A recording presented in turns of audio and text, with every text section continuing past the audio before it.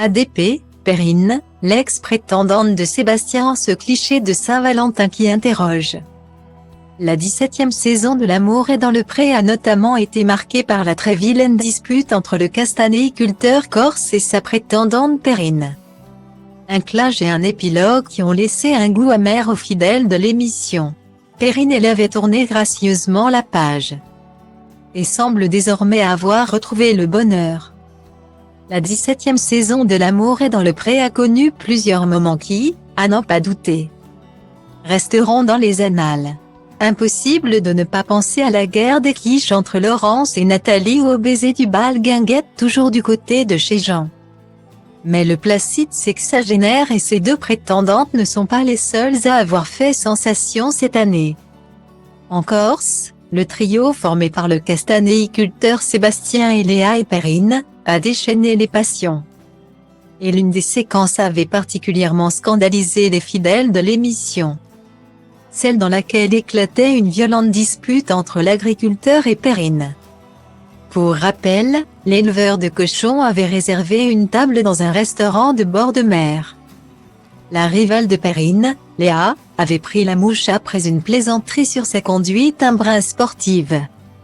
L'affaire avait généré un drame qui avait d'abord valu à Perrine de passer une heure à table à décoder le menu, tandis que Léa trouvait réconfort auprès du colosse corse, lorsque Perrine s'était risquée à manifester son mécontentement. Elle avait été violemment prise à partie par le Corse.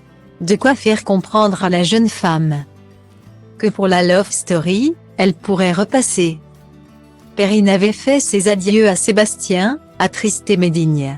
La vengeance étant un plat qui se mange froid. La jeune femme a toutefois pu se consoler de l'épilogue de l'affaire.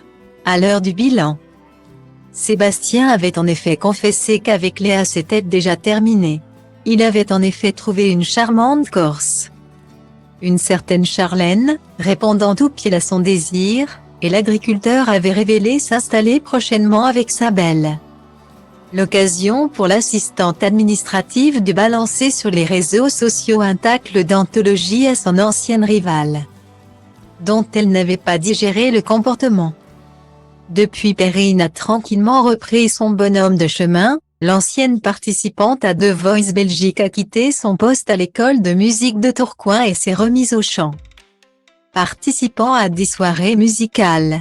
Et c'est encore en musique que la jolie brune a fait une apparition en story ce 14 février.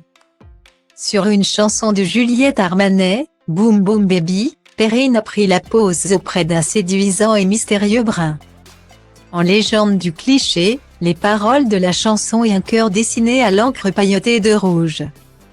Pour 2023, Perrine ne veut pas de chocolat, pas de joujou. Elle veut juste ce mec-là. Point, c'est tout, c'est clair non? Sus que de sus porque usa